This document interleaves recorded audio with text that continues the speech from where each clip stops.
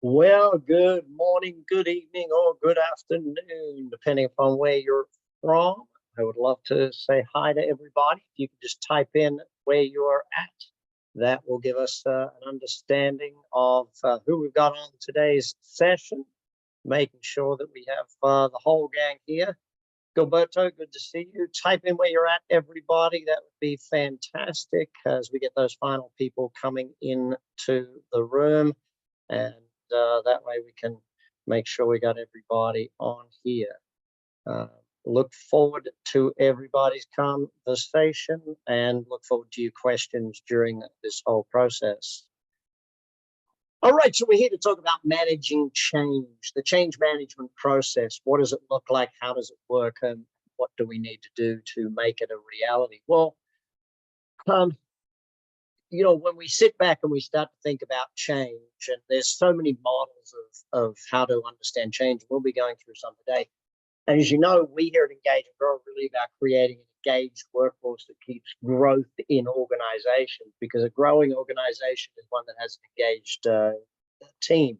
In order to stay engaged during the change process, we want to discuss that today and look at how you can build and keep growing through change, how change doesn't have to slow down the transition process we'll get into today. We'll take a look at that. Jamaica in the building, Guyana in the building, good to see. Turkey in the house. Across the US, we're here in the house. So when we think about change, or when you think about change in your organization, what's your first response to change? Is your first response one on, wow, yay, we get to change? Or is it, oh no, we've got to change? And it's that distinct difference between, yes, we get to change, and no, we get to change versus we've got to change. So in business today, one of the things we know for certain is that if we don't change, we get left behind. If we don't keep growing, if we don't keep evolving, transitioning, if we don't keep doing these things, we do get left behind in the marketplace. So that's really what we want to look at today. Exactly how does that work? How does it make sense for us? And how do we make sure that that is the reality of what we're having out there in the marketplace? So change gotta happen. All right. So if we think of some of the scenarios that bring about change, it could be customer driven scenarios, it can be competition driven scenarios, it can be company driven scenarios, it can be CEO driven scenarios. There's many different scenarios that drive change into an organization. And one of the things that we look at in an organization where we're about employee engagement is saying, are you driving the change, or is the change driving you? Are you proactive in changing, or is the change being forced upon? And I think it's really important for us to understand the distinction between when we're being forced to change and when we are proactive and planning the change and knowing that we need to change and therefore making the change a reality. So when we think about a promotion is change. And how does that work? When we think about hiring a new team member, there's change. When we think about taking on a new customer, a new client, there is change. When we're opening a new office or a new territory, or taking on a new product, or doing a new, all of these things are the change factors that create this thought in people's minds of, oh no, change, or oh yes, we get to change. And so as we go through that here today, we'll start to understand about that process, I guess. Now, change management, what is it not? I think most people understand the process and the people side. Okay, so when we look at most change management models, they're very process driven. Okay, if you look at the Lewin model, the unfreeze, change, refreeze from Lewin's studies, if we look at the 8-step model from Kotter, that model of change is really about the process of change and about changing what is the hard side of it. Deming's PDCA, the plan, do, check, act. when we go back to what Deming put in place, and his methodologies are definitely about change, but about the quality management of change. When we come up with a new idea, and I guess it was sort of McKinsey was one of the first with their 7-step framework to say, okay, you've got the hard side of change and you've got the soft side of change. The people side of change is very different to the process side of change. And I think that that's important. And so when we take a look at the ADKAR model, it was another 5-step model that said, okay, and what are the 5 steps? Awareness, design, knowledge, ability, and reinforcement. And so they started to understand the human side of change. And one of the things that I know from us here at Engage and Grow is that we have to look at the productivity of the organization if we want growth. How do the people stay highly productive given change is a reality? The nudge theory, the cognitive biases of leading people to move in that.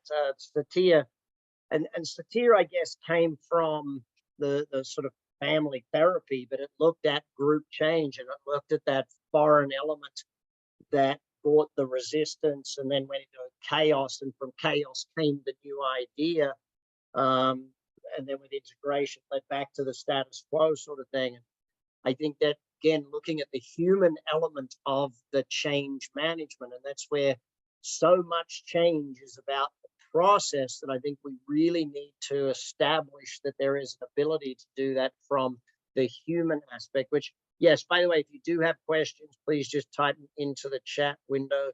And yes, I do have the questions that were sent to me prior to the whole process starting. If you look at the change curve, I mean, the change curve talks about that denial and down into depression type thing, and says, how does someone go through that thing and come out through experiments of decision, and then through integration, getting through the change is how an individual might do that. And so we've got to really look at it both from an individual's perspective, but also from a company perspective. How does change happen? What is change management and how does it work? So even, Mora, I think, had a more pessimistic view of change with the, I don't get it, I don't like it, I don't like you, that resistance, his 3 levels of resistance to change. I know from my own company, watching change happen, and how the first part of that Mora model is seeing that, well, I don't get it, why would we change, what do we need, et cetera, going into the, well, I don't want to change, I don't like this, I don't think this would be, and then finally getting into the, well, it's your fault, you do this, we don't like you, and therefore by not liking you, magically we're not going to do this change, even though the change is coming. And if we're not proactive in change, we know we'll end up being reactive in change. There's so many businesses or even industries that have had to suffer through that process. So the model I want to look at today is what Bridger brought to us. And Bridger talks about the distinction between change and transition. Okay, so if we consider change to be a constant, then we've got to consider that there is a transition that is consistently happening. If change is consistently happening, then we're always transitioning to another phase, another level, another thing. But the way Bridger looks at it is by saying that the change is what's coming at us. The change is what's happening out there. And whether we agree with it or not, there is change. The transition is what happens in your head. The transition, what happened in your heart. And this is for you, for your people, and how they transition through that change, how they're emotionally handling that change is of real importance and understanding. And so let's break Bridger down, or sorry, Bridger's model down, and say, what does that transition model look like? Well, there's multiple ways of showing this model, but let's start with the beginning of the change. And the beginning of change has to be seen as an ending, okay, a letting go. and almost a losing. When someone sees change happening, they feel like they're losing a part of themselves. They're losing an old way. You know, that breakthrough following a break with the breakdown, or a break up, or even a break apart of something. You know, to get the breakthrough happening, we need to take away. And so that letting go of that lost feeling at the ending of the old. Now, the old was a certain way, and we're inventing a new way. We're creating a change. We're going to do this instead of that. Really is a big part of what the Bridges model looks like. So when we understand that the human being has to let go of things the way they were, well, what sort of emotions are you going to get during this stage? You know, the denial level, the anger, the fear, the loss, disorientation, those sorts of things. Now, relief can also be there because some people realize there needs to be a change, and they're in relief that the old is dying off, the old is going away, and that we are moving to the new. Now, if you take a look at the curve here on the Bridges transition model, it's saying that, you know, our level of productivity is, and I had to explain this to someone the other day, and I used golf as an analogy, so I might use that with you as well, in that if I go and have a golf lesson, my game doesn't get better immediately. That after that first lesson, I'm struggling to implement the lessons that my coach gave me, to the point where sometimes, unless I have multiple lessons on that point, I might even go back to the old way of doing things because it feels more comfortable. I might not let go of the old way. I might try and stick to the old way. I might hold on to that for as long as possible, so that I can keep playing as well as I used to and not get worse for a little bit before I get much better, type thing. And that's sort of part of, I guess, what Bridges' transition model really looks like. So what we see in change, and what Bridges tried to put forward, is that we do see a dip in productivity. We do see the productivity falling below the previous productive levels, because we enter that neutral zone. We're letting go of the old. We hit that neutral zone, and it's kind of like a stage of in between. It's like, I'm not using my old golfing methodology, and I'm not good enough to use my new golfing methodology. I'm in between type thing. And that's where people go to when there is change, that in between part of it. The uncertainty, the confusion that comes up in that phase is important. And it's almost like people go into a coping phase. They're not really moving forward. And it's almost like that coping takes all of their energy, I guess. That coping with the change slows them down. So you can get resentment, you can get skepticism, you can get feelings of low morale in this phase. And so we have to look at how do we manage through that? How do we lead through that stage too? I think a big part of it is ensuring that the change is carefully planned, that we've thought things through, that we know what we're looking for. We've got to remove barriers to change as well, and almost, I don't want to say burn bridges, but it's kind of like you've got to cut off the old ways of doing things so that people are almost forced to move to the new things. High levels of communication, high levels of feedback are definitely needed in this phase.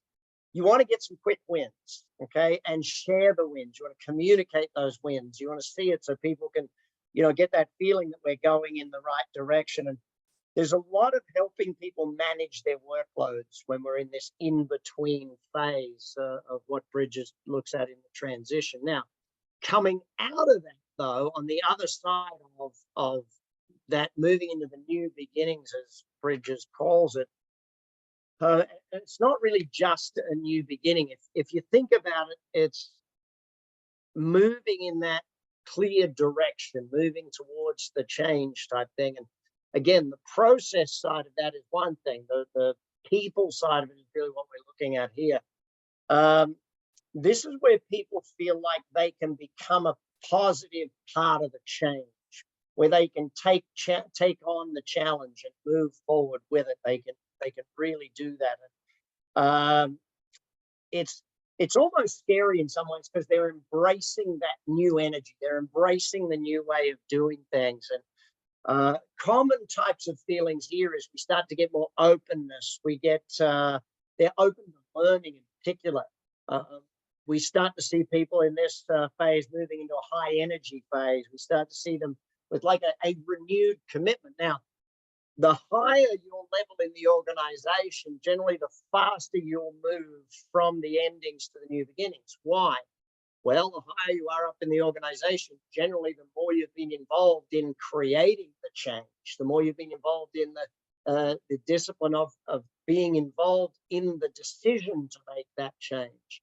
And that gives us some really great lessons for how we move everyone faster through that neutral zone into that. But in stage 3, when we're leading in stage 3, we definitely want to communicate again, reinforce what's going on, reinforce the benefits of it. We want to celebrate the early wins and the quick wins in this process. You want to almost systematize the consistency around the targets being hit, incentives. You know, keep training people. Don't just think, okay, we've already trained them, we've got them there. And I think a big part of that is ensure that individuals do understand the importance of their role and how their role fits into the organization, because with that change comes that. Now, obviously, you know, minor change doesn't need to have this much level of in-depth associated planning and thinking. But if you're going through major change, the bigger the change, the more you need to think this stuff through and the more you need to look at it. Now, when you take Bridges' model on, there's some definite. Well, the challenge with Bridges, it doesn't give you actual step by step. You know, in some of the process oriented ones, there's real step by step with it, and that makes sense. And Bridges is fairly narrow, and then it looks at the human beings. It doesn't look at the process side of it. So I think you've got to take a mix of things to get a business to shift through that. And that's why I know with our team at Engage and Grow, one of the big things that we focus on is the human element of the business, so that we can help you get the humans moving while you get the business moving and the process moving side of it. But what it does take into account with Bridges is that it does focus on the human, and even can go down to the individual level of helping every single individual through this process. So I should say through the transition, to get my wording and languaging correct. And I think it works very well in conjunction with sort of a planning or a systemic process-oriented change model. Now, take this a little bit further. By the way, if you do have any questions, feel free to type them in. Very happy to look at any question you've got and take a look at how that works with it. So if we're in a period of transition, what happens to employee engagement? How does engagement stay strong during that employee engagement, during that transition process or change process, whichever terminology you want to use for it at this point, now that you've understood that change is that process side of it, transition is the human side of it. And a big part of it comes down to the trust aspect of it, which transparency, communication, all of these things are really important to keep the trust levels high during that.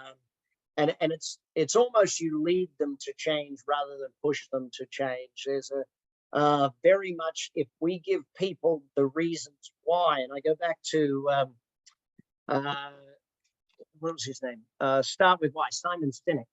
And Sinek talks about the whole process of when people understand why, then you pretty much can do anything. And so a lot of the reasons why we need to change need to be there. And that's the more people that have been involved in the decision to change, the more relevant or the easier it is for that transition to happen. And that's again why at Engage and Grow, we work with you from an entire organization level to say, can we get everyone in the organization moving in the same direction, in the same speed, and in the same time? Because it really is important to see not just an executive team make that decision and move forward and expect the rest of the people to just fall in line and change because we are, but we've got to bring them through that transition. And I think that's why I love what we get to do every day, and that is help people through that transition organization wide. So if we think about the human aspect of the change, and it may be easier to, I was thinking about this prior to coming on air today and thinking about how just in my family, we make change happen. And, when we think about the family making change and my kids changing versus me and my wife changing, and my baby daughter is 4 years old, and my eldest daughter is 21 years old, and then you got myself and my wife, and you sit down and you go, okay, well, how do each of those people handle the change? Generally, my wife and I made the decision to change, and the teenagers got to come along with it. The 21-year-old got to come along with that. How do we? And so when you look at humanizing change, maybe using the kids or my kids as an example might make it easier for you to think about ways to do that, because different people have been in the organization a long time, a short time. Some people have been around for a very short time, but they're very experienced. And some people are leading the change, and some people are being told to change. So humanizing that is really a big part of it. I know you've read all of these points already, but we get to change philosophy versus we've got to change philosophy is an important one. We get to grow rather than we've got to grow. I think when we put it down to it, if everyone sees it as that they get to become better at their job, more effective, more productive, they get to build a better organization. We're doing this to be better. It's a starting point to it. Great question, Rachel. Could business growth be seen as change? Yes. Yes, it is. All business growth is change. Taking on new customers is change. If you go from a company that has, I don't know, 1,000 customers, and now all of a sudden you've got 1,500 customers, that's pretty dramatic change to that organization. And so we do need to see all of these things as change. As we go back to the first of the slides, that change is sort of the only thing that we know is going to happen every single day. And again, it comes from customers, the market, it comes from, all sorts of different things. I mean, if we all go back a few years ago and we had a pandemic start, the level of change that was forced upon us was dramatic.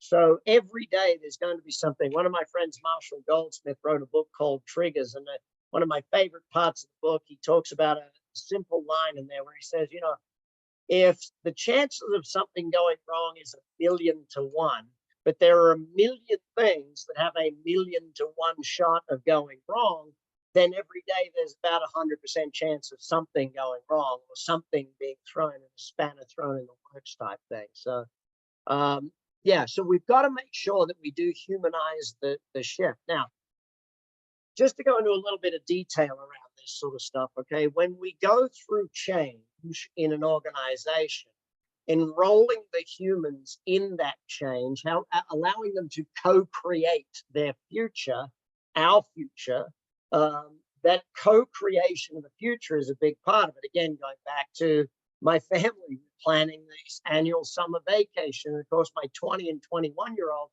they now want to have a pretty big say in what goes on. If they're the executives on the team, if that makes sense, that we want them to co-create what it is. So if we don't open communication and we don't do surveys and we don't do team involved decision making and we don't do these things, and of course, they're not going to be part of it. They don't own the implementation strategy. They don't own what's going on. They don't own the change. They don't own the transition. Therefore, you're going to find it harder to move them to it. And this is why one of the great things that we get to do is the Engage and Grow, especially in our 12-week programs where we work through the entire organization. The conversation becomes about change, and people are involved in that conversation. It breaks down that resistance to change and opens people up to, we get to change, we get to transition, and that philosophy and that movement is really important. So flip it over. Let's look at not the process side, but the human side of change failing, okay? We see a lot of organizations when they go through change lose a lot of people. We see organizations when they go through change have a lot of morale decreases. Why? Well, the Bowman studies, if I am going through change and I don't understand why, I don't understand what, I don't understand how, I don't understand when, if I don't understand something, then I'll resist change. Okay, lack of understanding breeds resistance to change. A C-suite lack of buy-in, that should never happen, because your C-suite should be involved in the decision making as a group first and foremost. It's the other levels where you should be, that's where you're gonna have to work at it. If you're making a decision just as a CEO and not involving your C-suite, then that's going to be a challenge right there and then. Lack of communication creates failure. I think we've already discussed that. This is a big one though, where culture and direction don't go along together, or where they don't line up. When you see the vision of the company and the culture of the company move in one direction, and yet we try and make a process change or a business change in another direction, usually if the culture and the direction of the strategy differ, the culture will win. Okay, and that brings us down to the whole how to change a culture thing, which is on other webinars. We'll touch a little bit on it here today, but that's sort of a big part of it. And the final one here, lack of training. If we're moving in a different direction, we need to establish new training grounds. We need to establish new training for people. So important aspect from that side of it. Okay, so I want to take us to then change fatigue. I don't know if you've heard that term before, change fatigue, but with so much change happening, eventually people just get to a point of they're changed out. They're over. They're okay, I'm done with all this change. I just want status quo for a period of time. There are people in organizations that literally just want status quo. They don't change. They don't need change, especially if you look at, profiling tools. One of the simplest and easiest being the DISC profiling, where we sit down and we see the high S's, steady, stable people who want the same thing. But when change at that level gets to a point of fatigue, it is where it has become too much. When we push people to change too much, too fast, too often, it leads to fatigue. The same as working too many hours, too many days in a row, not taking breaks, not taking care of yourself, not getting out. That leads to physical fatigue. Change fatigue is a reality too in organizations. And I guess the negativity and skepticism is a big part of that. And so we're pushing too hard, too fast. We start to see more pushback, more negativity, more resistance. The stress and the burnout start to happen. And we see complaints faster and higher type things. So it's important to recognize change fatigue. Now, once we've recognized change fatigue, we have to look at, okay, what's causing it in our organization? Is it too much change too fast? Is it we've tried to change before and we've made mistakes and we haven't implemented properly before, so all of a sudden now it's going to be we're going to develop resistance to change? Is it the fact that the change is just sudden? You might have been working on it in the background, but you landed on your team and they're like, dang, we're changing immediately. That fatigue pushes back straight away because it's too much change too quick type thing. So those causes of change fatigue are real and are a part of what happens in organizations. So if we look at the two distinctions here, because the changeability, I like this word of change agility. How do we stay agile? How do we stay able to change? How do we make sure that we as an organization are capable of shifting and changing? And it's not just the process side of it. When McKinsey recognized the hard and soft shift in changes, it's really important. I know for us at Engage and Grow, handling that soft side of the change is something that we love doing. It's because that's what we do every day. So enrolling the people in that transitionary phase and getting them through that middle process by looking at these different aspects of how can we make it more employee driven. Um, again, I'll go back to my family. I know sometimes I want my kids to head in a certain direction. I can lead them in that direction, and they start to think of it as their ideas, and they start moving it, taking it on, and running with it. And they even evolve it to something better than I'd even thought of in the beginning. And we can definitely do that in organizations. It's more like the change agility is more like an evolution. Okay, we're evolving, we're shedding an old skin, and we're moving on to the next phase. But there's a lot less pushback. I won't say no pushback, because rarely do we ever see change with no pushback. In fact, sometimes when we have that change management and the change agility of the humans work together, because when the two things work together, it is brilliant. Okay, when the two things are in alignment, like when you push out a new business plan or a new strategy direction or whatever it might be, bringing the humans along with the process is really what we're looking at here. It's really important to not just do the hard, you've got to do the soft systems as well. And I think that in any change, working with us here at Engage and Grow to make sure the soft side of the organization shifts is really important. Going back to a point from earlier on and going back to, well, where it originated from, the only constant in life is change. And it's not just life, it's business. The only constant in business is change. People leave, people come, customers come, customers change, marketing changes, the market changes, new products are invented. All of these things are consistently change. And so changing our opinion on change is what's important to note right here. So let's take some core fundamentals away from what we've been looking at so far today. The level of pushback to change really can be brought down to the culture of the organization. What is our cultural approach to change? How do we see change? And that getting rid of that surprise factor, or getting rid of that whoa type factor, is really a philosophy that we can bring into an organization. There is no easy way around change. We have to grow, and growth is, I chatted with my young son the other day. He's got growing pains. And it's like, yes, every organization in the world has growing pains. There is no growth without pain. It just doesn't happen. Want to grow a muscle, got to get some pain. Want to grow an organization, we have to grow through that. There's growing pains in everything.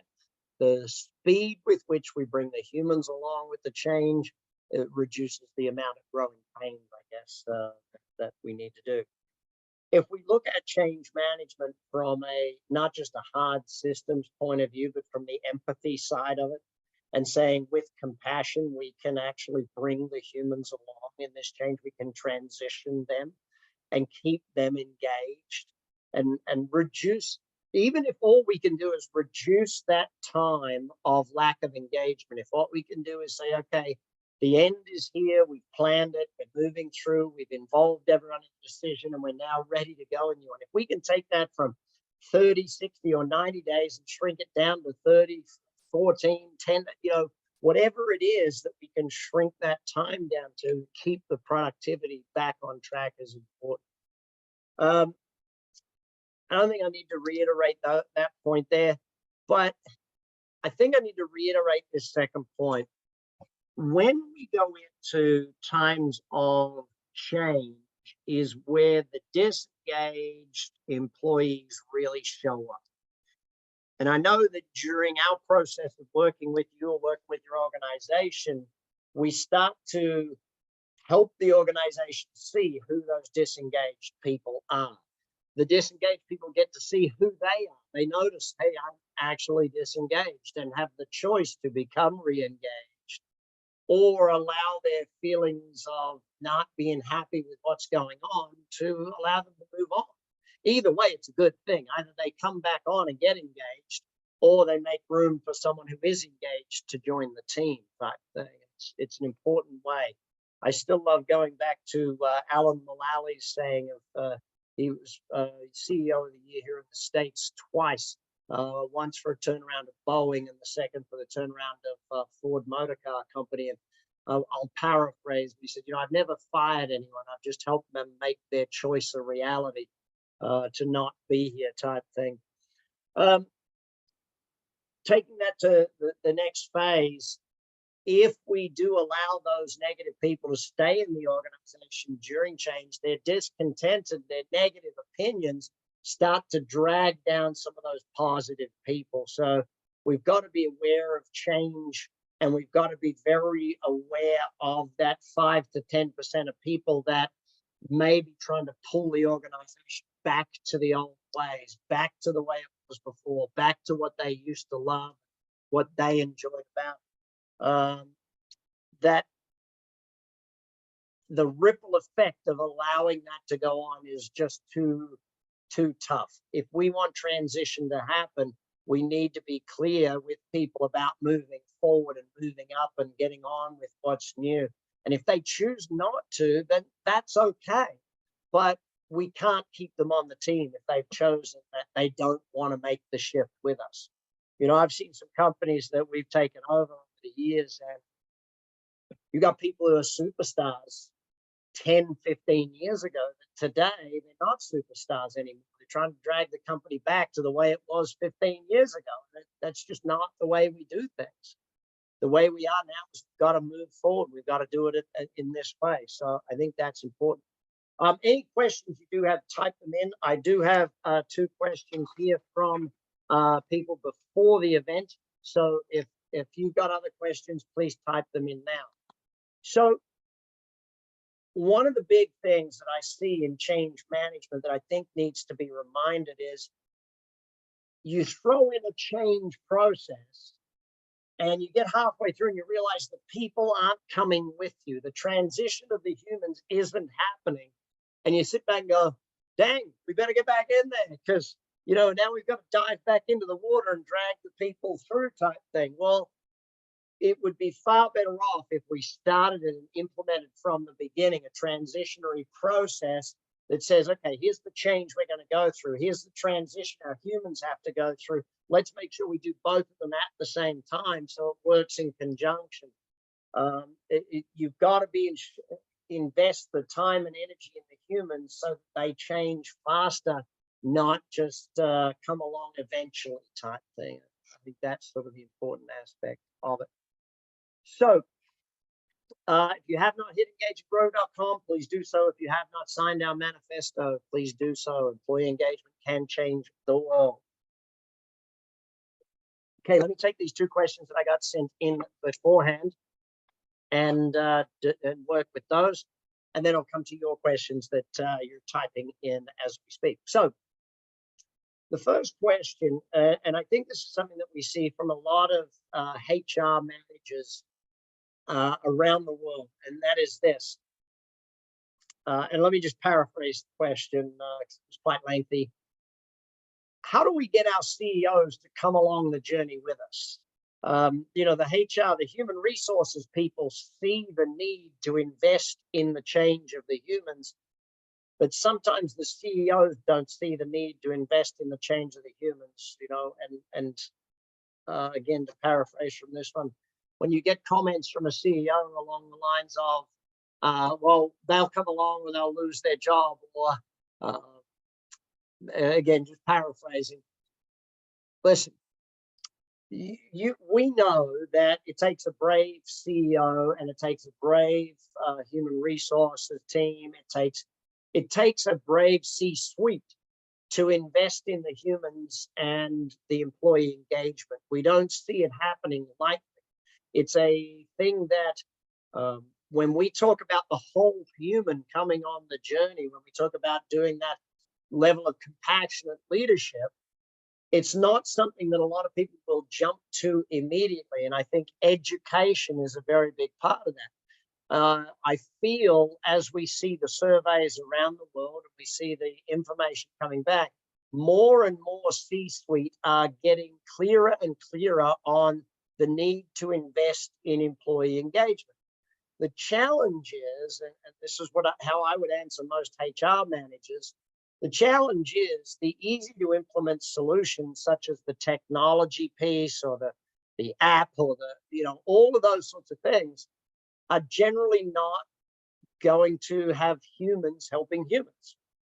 Engagement is all about humans. Humans do things for other humans. Humans make change and react because they want to be with another human doing that sort of thing. And it's really important. And that's why I love the way we work with you and your team in helping the people make the shift to bring it from that bottom up type thing.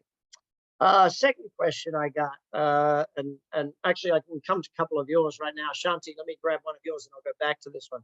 If opportunities at your business door and it requires a change to capitalize it, are you saying wait till everyone is on board, which can cause you to lose that opportunity? Absolutely not. Absolutely not. But what I am saying is that the change and that opportunity will be taken on much faster if you've built a team of people who are on track with that thinking. And if you go to the team and you start talking about the area of opportunity, you start investing time and energy in getting the team thinking about this area of opportunity and get them excited about it, then they will embrace it far faster. They will get through that transitionary phase far faster, and therefore the adoption of that new idea will happen much quicker, much more productively, with a decrease in the amount of disengagement, and without people in the organization pushing back against the idea, with actually being people in the organization being cheerleaders for the idea. I love this question. Thanks, Shanti. How do you deal with a culture where people don't value growing and they are comfortable where they are at and with what they are getting? You hire us. Sorry, there's my quick plug for Engage and Grow. But yes, you're definitely bringing us in to get those people through the 6 stages. And if you haven't seen my webinar on our 6 stages of how we work with an organization to take the team from disengaged or a percentage that are disengaged right through to a fully engaged organization, please watch that or get back with the coach that put you on here. The other answer to that of how do you deal with a culture where people don't value growing is you've got to start changing the values of the organization. Are there written, documented values of growth? Is that actually a documented value of the organization? One of the hardest things to do in an organization on your own is change the culture of the organization. The culture of the company will shift over time, but it generally takes a committed decree by the C-suite to say, okay, we are changing the culture. We are going to move forward. We are going to make growth a center of one of the things that we value as an organization. So that's really important. Okay, the other question I got here around change. Again, let me paraphrase. If we deal with the people and we don't have good processes, so basically, if I can paraphrase a fairly lengthy question, what do I prefer doing? Getting the processes right and not getting the people right, or getting the people right and getting the processes not right? Ideally, I like both. I mean, that's the thing. Ideally, it's a both scenario. If I had to choose one, it would probably get the people right because they will fix the processes. If I can get the people right through the change, then the processes will get fixed by the people in that whole thing. So, change. It's happening. It's going to happen. Get ahead of it. Stay ahead of the curve. And bring your people through the process with you. I think it's important to understand with that. Very important to understand, bring them through that process. I'll finish with a simple statement. I like it as a meme. I put it up on my Facebook and Instagram and stuff every now and again. And it says, you can't change the people around you, but you can change the people around you. Anyway, thanks for being here on the webinar today. I hope this has helped. If you've been sent this by one of our team, please get back with the team and discuss how you can implement all the things we discussed here today. All the change stuff we looked at, and that feeling of dread, that desire to, yes, we get to change versus, oh, we've got to change. Shifting that philosophy, shifting that culture in your organization is important. So stay with us, get back with those people, and really look forward to seeing you again on our next webinar next month. Take care. Bye for now.